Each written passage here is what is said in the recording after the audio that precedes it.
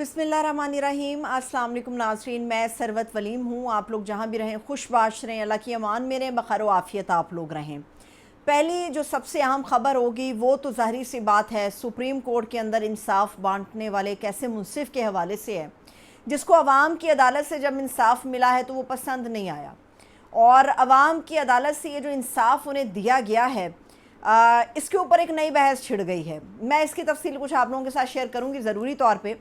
फिर इसके अलावा पाकिस्तान तहरीक इंसाफ के हवाले से ख़बरें हैं, एक तो जलसों के हवाले से, और दूसरी अहम ख़बर ये है कि पाकिस्तान तहरीक इंसाफ ने भी आइनी तरामीम के ऊपर मौलाना फजलुर रहमान साहब के ऊपर तकिया किया था, मगर अब वहीं से जो है वो झटके मिलना शुरू हो गए हैं। मौलाना फजलुर रहमान साहब जो हैं वो हुकूमत की परात से हलवा खाने के लिए तैयार बैठे हैं, और इस हलवे का जो सारा घी है वो किस तरफ जाएगा। और मौलाना फजलुर रहमान साहब जो हैं उन्होंने एक्सटेंशन की भी बाज़ाब्ता तौर पे हिमायत कर दी है। इसकी तफसील भी आप लोगों के साथ शेयर करेंगे। कल रात पाकिस्तान की इकॉनमी के लिए एक अच्छी खबर आई कि IMF जो है फाइनली $7 अरब कर्ज़ की उसने मंजूरी दे दी है। बड़ी अच्छी बात है, मगर इस कर्ज़ का फ़ायदा आवाम को नहीं होगा। आवाम के हाथ में वही महंगाई और तकरीरों का चूरन आएगा। ये 7 अरब रुपया कहाँ पर जाएगा ये भी आपके साथ शेयर करते हैं, मगर शुरू करते हैं जी बेकरी वाले के इंसाफ से। इस्लामाबाद के अंदर I8 सेक्टर के अंदर एक बेकरी है। इस बेकरी के डोनट्स बड़े मशहूर हैं। पहले तो मुबारकबाद के मुस्तहिक हैं वो लोग जो इस बेकरी के डोनट्स खा चुके थे। पता चला है कि काजी साहब को जब इंसाफ दिया है अवाम ने, तो काजी साहब को इंसाफ पसंद नहीं आया और बेकरी सील कर दी गई है। अब जितने भी लोग ख्वाहिशमंद होंगे इस बेकरी के डोनट्स खाने के लिए, तो फ़िलहाल अपनी ख्वाहिश वो दबा कर रखें। काजी साहब और उनकी फैमिली मिठाई के लिए, मीठे के लिए इस बेकरी पर गई, और वहाँ पर अवाम के एक नुमाइंदे ने उनसे पूछा आप ईसा फ़ाइज़ हैं, और उसके बाद उसने अपना इंसाफ बांट दिया। ये किसी एक शख्स का मामला नहीं है, ये उन करोड़ों लोगों का मामला है जो अपनी अदालत लगाते हैं। काजी साहब तो एक ऊंची बुलंदोबांग इमारत के अंदर बैठ के मन मर्जी का इंसाफ बांटते हैं, और आज कल जब वो ज़मीन पर उतरे हैं तो ज़मीन पर उतरते ही जो तपिश उनके पैरों को लगी है, पाँव जल गए हैं। काजी साहब ने उन जले हुए पाँव के साथ बेकरी वाला भी उठवा लिया और बेकरी भी सील करा दी। काबिल मुज़म्मत है, नहीं होना चाहिए। उनकी अहलिया उनके हमरा थी, गालिबन उनकी साहबजादी भी उनके हमरा थी, ऐसा नहीं होना चाहिए। मगर इसके ऊपर जो दलील लोग देते हैं, या वो लोग जो डस चुके हैं या डसे हुए हैं या तकलीफ़ में हैं या आबले में हैं, वो क्या कहते हैं। जब उनसे बात की तो उन्होंने कहा मुज़म्मत होनी चाहिए, लेकिन जो कुछ खतीजा शाह के साथ हुआ, जो कुछ आलिया हमज़ा के साथ हुआ, उनकी बेटियों के सामने जो कुछ हुआ, उनके घर की चादर चार दीवारी के तकद्दुस को पामाल किया गया, खुलेआम गुंडागर्दी की गई, तो उसके ऊपर काजी साहब ने क्या कुछ किया? काजी साहब ने नहीं किया। जब उनके पास ये दरख्वास्त लेके गए कि काजी साहब आप इतनी बुलंदोबांग इमारत की सबसे बड़ी कुर्सी पर, सबसे बड़े ओहदे पर बैठे हैं, ज़रा नीचे तो ज़मीन पर देखिए, हमारे उम्मीदवार उठाए जा रहे हैं, हमारे ऊपर तशद्दुद किया जा रहा है, हमारे ऊपर झूठी FIR दर्ज की जा रही हैं। तो काजी साहब ने क्या जवाब दिया? काजी साहब ने जवाब दिया कि यहाँ पर सियासत ना करें। फिर जब उन्हें बताया गया कि तशद्दुद के साथ इमरान रियाज का क्या हाल है, ज़रा उसको बुलाइए, पूछिए तो सही कि हुआ क्या। अगर आप उसको बुलाएंगे तो वो आने को तैयार है। तो उस पर काजी साहब ने कहा क्या हम इमरान रियाज के लिए अब रेड कारपेट बिछा दें। फिर काजी साहब को और बहुत सारी बातें याद कराई गई कि काजी साहब ये भी गलत है, ये भी गलत है, मगर काजी साहब खामोश रहे, क्योंकि तब आम लोगों के घर जल रहे थे, आम लोगों की बेटियां उठाई जा रही थी, माँ पर तशद्दुद था, और किसी की माँ का गिरेबान फाड़ दिया गया, किसी की बेटी को उठा लिया गया, किसी की बहू को उठाया गया। कोई बच्ची अपनी माँ को देखती रहे कि किस तरह से पुलिस वाले गुंडागर्दी करते हुए लेकर जा रहे। दिन दिहाड़े ये सब कुछ हो रहा था, मगर काजी साहब जो हैं उस वक्त ये तपिश नहीं बर्दाश्त कर सके। कल तक वो लोगों को कह रहे थे कि इस तपिश को अगर आप बर्दाश्त नहीं कर सकते तो हट जाइए, लेकिन आज काजी साहब को जवाब देना होगा कि काजी साहब ये तो आवाम की अदालत है। चंद ही दिन बाकी रह गए हैं आपके जाने में, जब उसके बाद आप ज़मीन पर उतरेंगे, ज़मीन पर पैर रखेंगे, अपने मखमली फ़र्श से हट के असल पत्थरों की ज़मीन पर पैर रखेंगे, तो क्या सूरत हाल आपके साथ बनेगी। مگر قاضی صاحب کو انصاف ابھی تو پسند نہیں آیا. دیکھتے ہیں کہ آگے قاضی صاحب جو ہے وہ کیسا انصاف ڈیمانڈ کرتے ہیں. لیکن سب سے انہونی یہ ہوئی کہ انصاف بانٹنے والے کے ساتھ جب انصاف ہوا تو اسے لگا کہ اس کی عزت تار تار ہو گئی ہے. اس وقت جو ہے اس بیکری کو سیل کر دیا گیا ہے, انتقام کی حد ہے, اور دیکھتے ہیں کہ اس کے اوپر آگے کیا بڑی ڈیولپمنٹ ہوتی ہے. مگر دوسری جو بڑی اہم خبر ہے وہ خبر بھی قاضی صاحب سے متعلق ہے. قاضی صاحب کہہ رہے ہیں کہ جی میں جو مخملی فرش ہے میں اس سے نہیں اتروں گا, میں آئینی عدالت بنوا کے چھوڑوں گا اور اس کا جج بن کے چھوڑوں گا. اور حکومت کا بھی بظاہر یہی موڈ ہمیں نظر آ رہا ہے کہ حکومت یہی کرے گی. اب حکومت جو کچھ کر رہی ہے اس میں جو سب سے بڑی رکاوٹ ہے وہ مولانا فضل الرحمان صاحب ہیں. دوبارہ سے حکومت نے کہنا شروع کیا ہے کہ اکتوبر کا پہلا ہفتہ امپورٹنٹ ہوگا, ہم منظور کروا کے چھوڑیں گے ترامیم.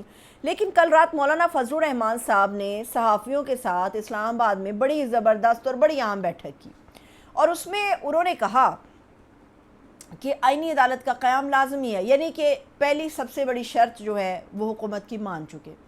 پھر انہوں نے کہا کہ ایکسٹینشن کی بھی حمایت کی. اس کے اندر انہوں نے یہ کہا ایکسٹینشن کے حوالے سے کہ ایکسٹینشن جو ہے وہ مفادات کی نہیں ضرورت کی بنیاد پر ہونی چاہیے. سوال یہ ہے کہ مولانا صاحب سے کوئی سینئر آدمی پوچھتا کہ مولانا صاحب اس چیز کو واضح کون کرے گا کہ جو ایکسٹینشن دی جا رہی ہے وہ ذاتی مفاد کے لیے نہیں بلکہ بنیادی ضرورت کے تحت ہو رہی ہے, اس کا احاطہ کون کرے گا. مگر ہماری بدقسمتی یہ ہے کہ ہم بھی بار بار ایسے لوگوں پہ بھروسہ کرتے ہیں جن کے ماضی کے حوالے سے چیزیں ہمارے سامنے ہیں, اور پی ٹی آئی والے جو ہے اب ان کو سب سے بڑا خطرہ پڑ گیا ہے. اور آج ان کا ڈیلیگیشن مولانا فضل الرحمان صاحب سے ملاقات کرنے جا رہا ہے, لیکن مولانا صاحب نے اپنا جو وزن ہے وہ حکومت اور ان کے الائز کے جو کٹورا ہے اس کے درمیان لا کر رکھ دیا ہے. یہ سب کچھ ہے جو ہونے جا رہا ہے, اور اکتوبر کے پہلے ہفتے میں یا دوسرے ہفتے میں قاضی فائز عیسیٰ کے جانے سے پہلے یہ ساری چیزیں جو ہیں یہ سمٹ جائیں گی. اس کے علاوہ جو ایک اور بڑی خبر ہے آئینی عدالت کے حوالے سے ہی, پاکستان تحریک انصاف کہتی ہے کہ آپ ایک آئینی بینچ بنائیں, لیکن حکومت اور الائز کہتے ہیں کہ جی نہیں, آئینی عدالت کا قیام ضروری ہے, باقی مقدمات رک جاتے ہیں. ذرا آپ نمبر سنیں گے تو آپ اپنا سر دھنیں گے. 187 ایسے کیسز ہیں جو آئینی ہیں, صرف 187, اور 187 کیسز کے لیے ایک الگ سے بلڈنگ میں ایک الگ سے آئینی عدالت, ایک الگ سے ججز کا اختیار, ایک الگ سے جو ہے رول وہ ڈالا جا رہا ہے. اگر ایک آئینی بینچ بنا دیا جائے تو وہ بھی کافی ہے, وہ بھی کافی ہے. اگر وہ مسلسل آئینی عدالت کے کیسز جو ہے یا آئینی کیسز کو سنے وہ بینچ, تو ایسی صورت میں بھی کل محمد احمد منصوتا جو ماہر قانون ہے وہ بھی یہ بتا رہے تھے کہ 4 سے 6 مہینے کے اندر یہ سارے کے سارے کیسز جو ہے نمٹ جائیں گے. لیکن ان ساری چیزوں کے پیچھے جو اصل مقصد ہے, جو اصل نشانہ ہے, وہ عمران خان ہے, وہ پاکستان تحریک انصاف ہے, اور قاضی صاحب کی جس طرح سے سہولت کاری موجودہ حکومت کو دستیاب ہے ویسی سہولت کاری کسی اور جج کے ذریعے ممکن ہی نہیں ہے. اسی لیے جب تک پی ٹی آئی کی دھڑن تختہ سارا نہیں ہو جاتا, جب تک عمران خان صاحب کا اس کا خاتمہ سیاسی نہیں ہو جاتا, تب تک قاضی صاحب جو ہیں وہ ان کی انشورنس ہیں, وہ ان کی گارنٹی ہیں. اور اسی لیے بھرپور زور دیا جا رہا ہے قاضی فائز عیسیٰ صاحب کے لیے. پھر ایک آخری بات, وہ بات یہ کہ آئی ایم ایف نے کل رات ایک بڑی اچھی خوشخبری تمام پاکستان کے لیے سنائی. ہم بڑے خوش ہوئے کہ $7 ارب کا بیل آؤٹ پیکج مل گیا ہے, اور ابھی $1 ارب جو ہے وہ پاکستان کے حصے میں آئے گا. لیکن یاد رہے کہ حکومت صرف اس کے اوپر اپنی بغلیں بجا رہی ہے, باجے بجا رہی ہے, ڈھول پیٹ رہی ہے کہ دیکھیے ہمیں قرض مل گیا, ہم بڑے شکر گزار ہیں, ہم دیوالیہ ہونے سے بچ گئے. بالکل ٹھیک آپ کہہ رہے ہیں, لیکن یہ قرض جائے گا کہاں؟ کیا اس قرض سے مجھے کوئی ریلیف ملے گا؟ مجھے کوئی ریلیف نہیں ملے گا. کیا اس قرض سے ایک عام مزدور کو ریلیف ملے گا؟ بالکل نہیں ملے گا. کیا ایک مڈل کلاس فیملی کو اس سے ریلیف ملے گا؟ بالکل نہیں ملے گا. ایک تو جیسے جیسے پاکستان اپنی شرائط کو پورا کرے گا آئی ایم ایف کی, ویسے ویسے پاکستان کو قرض ملے گا. اور دوسری بات یہ کہ یہ جو $7 ارب آ رہا ہے یہ کس مد میں جائے گا؟ یہ حکومت نے جو قرضے اٹھائے پھر ان کا جو سود ان کے اوپر ہے یہ انہی میں واپس جائے گا. عوام کے ہاتھ صرف ٹھینگا رہے گا, تقریروں کا چورن رہے گا, عوام کے ہاتھ صرف ٹیکسز کا اضافہ آئے گا, اس کے علاوہ عوام کو کچھ نہیں ملنے والا. لیکن یہ آئی ایم ایف کا پیکج پاکستان آنے سے پہلے ہی چیلنج ہو گیا ہے کینیڈا کی پارلیمنٹ کے اندر ایک پٹیشن ڈالی گئی ہے ایک سکھ خاتون لیڈر کی طرف سے، اور انہوں نے اس آئی ایم ایف کے جو قرض ہے اس کو مشروط کہا ہے کہ کر دیا جائے۔ اب مشروط وہ کس سے کہہ رہی ہیں؟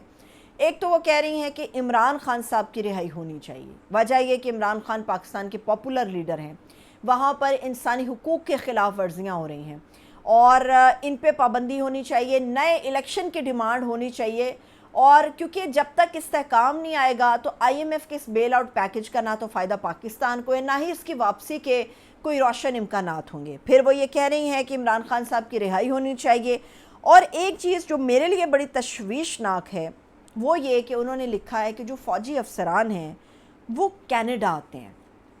اب وہ کس حیثیت میں یہ باتیں کہہ رہی ہیں؟ کیا وہ یہاں پر شفٹنگ کے حوالے سے ان پہ پابندی کی بات کر رہی ہیں یا کوئی اور معاملات ہیں؟ یہ تو جب وہ پٹیشن کا پورا ایک متن ہمارے سامنے آئے گا تو اس کے بعد کلیئر ہوگا، لیکن پاکستان کو پیسے ملنے سے پہلے یہ چیلنج ہو گیا ہے بیل آؤٹ پیکج، اور اب کینیڈین پارلیمنٹ کیا اس کو انٹرٹین کر پائے گی یہ ابھی دیکھنا باقی ہے، اور عوام کے لیے حکومت کیا لے کر آئے گی وہاں سے جہاں پر ہماری موجودہ لیڈرشپ گئی ہوئی ہے، یہ بھی دیکھنے کی بات ہے۔ تب تک کے لیے مجھے اجازت دیجیے، اپنا خیال رکھیے، خدا حافظ۔